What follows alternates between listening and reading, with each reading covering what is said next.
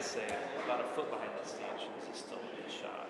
Okay, perfect. Yeah, no, I'm just waiting for her to come talk to me again, and then I'll. You guys are smart. You're upstream. We're the first one.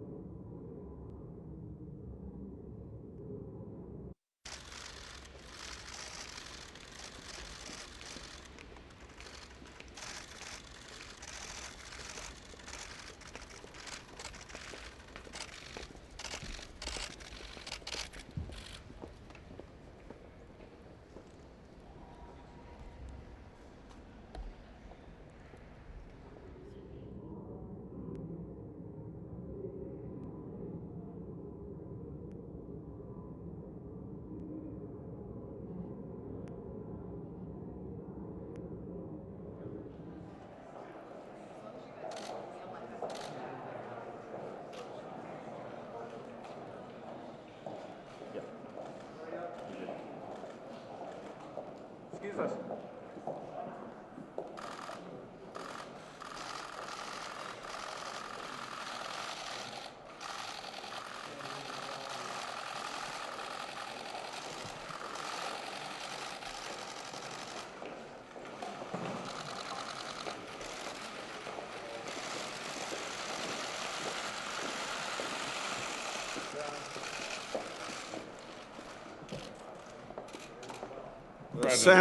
The Senate will be in order. The Senate will be in order. The Majority Leader.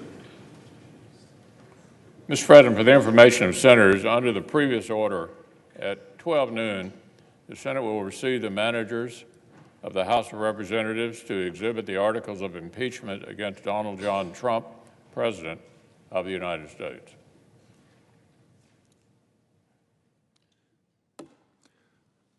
The hour of 12 noon having arrived and a quorum being present, the Sergeant-at-Arms will present the managers on the part of the House of Representatives. Mr. President and members of the Senate, I announce the presence of the managers on the part of the House of Representatives to conduct proceedings on behalf of the House concerning the impeachment of Donald John Trump, President of the United States. Managers on the part of the House will be received and escorted to the well of the Senate.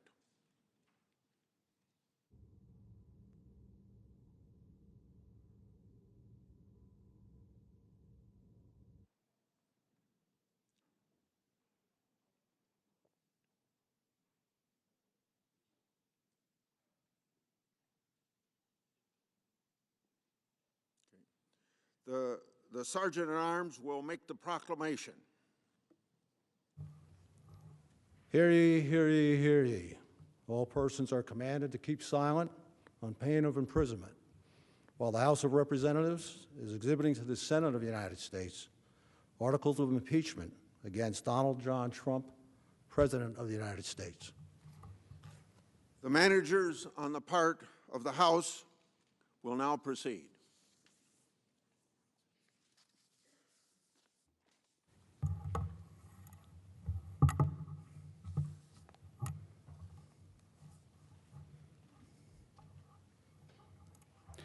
Mr. President, the managers on the part of the House of Representatives are present and ready to present the articles of impeachment which have been preferred by the House of Representatives against Donald John Trump, President of the United States.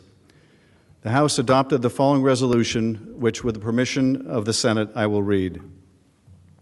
House Resolution 798, appointing and authorizing managers for the impeachment trial of Donald John Trump, President of the United States.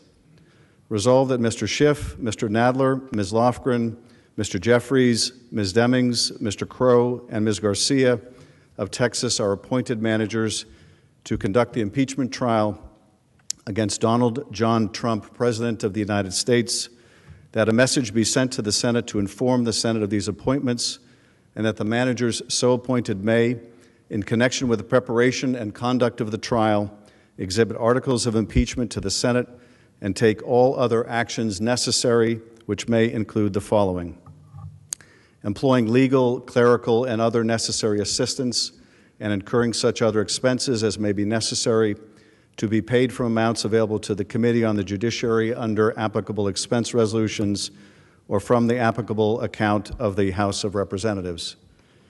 Number two, sending for persons and papers and filing with the Secretary of the Senate on the part of the House of Representatives any pleadings in conjunction with or subsequent to the exhibition of the articles of impeachment that the managers may consider necessary. With the permission of the Senate, I will now read the articles of impeachment, House Resolution 755. House Resolution 755, impeaching Donald John Trump, President of the United States, for high crimes and misdemeanors. Resolved that Donald J. Trump, President of the United States, is impeached for high crimes and misdemeanors, and that the following articles of impeachment be exhibited to the United States Senate. Articles of impeachment exhibited by the House of Representatives of the United States of America in the name of itself and of the people of the United States of America against Donald John Trump, President of the United States of America, in maintenance and support of its impeachment against him for high crimes and misdemeanors. Article 1, Abuse of Power. The Constitution provides that the House of Representatives shall have the sole power of impeachment, and that the President shall be removed from office on impeachment for and conviction of treason, bribery, or other high crimes and misdemeanors. In his conduct of the office of the President of the United States, and in violation of his constitutional oath faithfully to execute the office of President of the United States, and to the best of his ability preserve, protect, and defend the Constitution of the United States, and in violation of his constitutional duty to take care that the laws be faithfully executed, Donald J. Trump has abused the powers of the presidency in that, using the powers of his high office, President Trump solicited the interference of a foreign government, Ukraine, in the 2020 United States presidential election. He did so through a scheme or course of conduct that included soliciting the government of Ukraine to publicly announce investigations that would benefit his reelection, harm the election prospects of a political opponent, and influence the 2020 United States presidential election to his advantage. President Trump also sought to pressure the government of Ukraine to take these steps by conditioning official United States government acts of significant value to Ukraine on its public announcement of the investigations. President Trump engaged in this scheme or course of conduct for corrupt purposes in pursuit of personal political benefit. In so doing, President Trump used the powers of the presidency in a manner that compromised the national security of the United States and undermined the integrity of the United States democratic process. He thus ignored and injured the interests of the nation. President Trump engaged in this scheme or course of conduct through the following means. Number one, President Trump, acting both directly and through his agents within and outside the United States government, corruptly solicited the government of Ukraine to publicly announce investigations into A, political opponent, former Vice President Joseph R. Biden, Jr., and B, a discredited theory promoted by Russia, alleging that Ukraine, rather than Russia, interfered in the 2016 United States presidential election. Number two, with the same corrupt motives, President Trump, acting both directly and through his agents within and outside the United States government, conditioned two official acts on the public announcement that he had requested. A, the release of $91 million of United States taxpayer funds that Congress had appropriated on a bipartisan basis for the purpose of providing vital military and security assistance to Ukraine to oppose Russian aggression, and which President Trump had ordered suspended. And B, a head of state meeting at the White House, which the President of Ukraine sought to demonstrate continued United States support for the government of Ukraine in the face of Russian aggression. Number three, faced with the public revelation of his actions, President Trump ultimately released the military and security assistance to the government of Ukraine, but has persisted in openly and corruptly urging and soliciting Ukraine to undertake investigations for his personal political benefit. These actions were consistent with President Trump's previous invitations of foreign interference in United States elections. In all of this, President Trump abused the powers of the presidency by ignoring and injuring national security and other vital national interests to obtain an improper personal political benefit. He has also betrayed the nation by abusing his high office to enlist a foreign power in corrupting democratic elections. Wherefore, President Trump, by such conduct, has demonstrated that he will remain a threat to national security and the Constitution if allowed to remain in office, and has acted in a manner grossly incompatible with self-governance and the rule of law. President Trump thus warrants impeachment and trial, removal from office, and disqualification to hold and enjoy any office of honor, trust, or profit under the United States. Article 2, obstruction of Congress. The Constitution provides that the House of Representatives shall have the sole power of impeachment, and that the President shall be removed from office on impeachment for and conviction of treason, bribery, or other high crimes and misdemeanors. In his conduct of the office of President of the United States, and in violation of his constitutional oath faithfully to execute the office of President of the United States, and to the best of his ability preserve, protect, and defend the Constitution of the United States, and in violation of his constitutional duty to take care that the laws be faithfully executed, Donald J. Trump has directed the unprecedented, categorical, and indiscriminate defiance of subpoenas issued by the House of Representatives pursuant to its sole power of impeachment. President Trump has abused the power of the presidency in a manner offensive to and subversive of the Constitution, in that the House of Representatives has engaged in an impeachment inquiry focused on President Trump's corrupt solicitation of the government of Ukraine to interfere in the 2020 United States presidential election. As part of this impeachment inquiry, the committees undertaking the investigation served subpoenas seeking documents and testimony deemed vital to the inquiry from various executive branch agencies and offices and current and former officials. In response, without lawful cause or excuse, President Trump directed executive branch agencies, offices, and officials not to comply with those subpoenas. President Trump thus interposed the powers of the presidency against the lawful subpoenas of the House of Representatives and assumed to himself functions and judgments necessary to exercise the sole power of impeachment vested by the Constitution in the House of Representatives.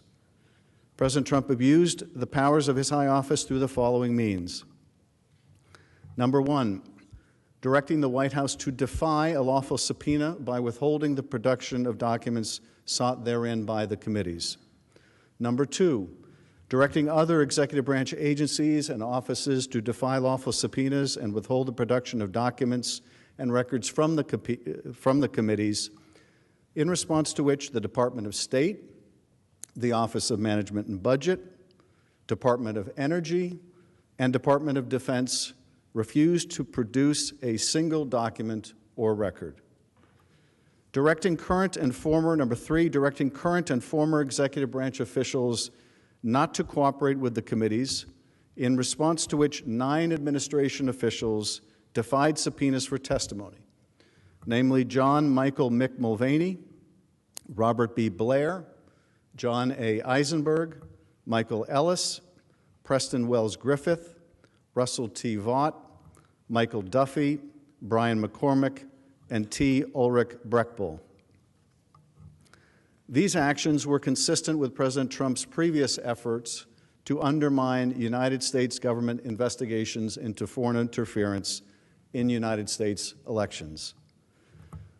Through these actions, President Trump sought to arrogate to himself the right to determine the propriety, scope, and nature of the impeachment inquiry into his own conduct, as well as the unilateral prerogative to deny any and all information to the House of Representatives in the exercise of its sole power of impeachment. In the history of the Republic, no president has ever ordered the complete defiance of an impeachment inquiry or sought to obstruct and impede so comprehensively the ability of the House of Representatives to investigate high crimes and misdemeanors. This abuse of office served to cover up the President's own repeated misconduct and to seize and control the power of impeachment, and thus to nullify a vital constitutional safeguard vested solely in the House of Representatives. In all of this, President Trump acted in a manner contrary to his trust as president and subversive of constitutional government to the great prejudice of the cause of law and justice and to the manifest injury of the people of the United States. Wherefore, President Trump, by such conduct, has demonstrated that he will remain a threat to the Constitution if allowed to remain in office, and has acted in a manner grossly incompatible with self-governance and the rule of law. President Trump thus warrants impeachment and trial, removal from office, and disqualification to hold and enjoy any office of honor, trust, or profit under the United States. Mr. President, that completes the exhibition of the articles of impeachment against Donald John Trump, President of the United States. The managers request that the Senate take order for the trial. The managers now request leave to withdraw. Thank you, Mr. Schiff. The Senate will duly notify the House of Representatives when it is ready to proceed to trial.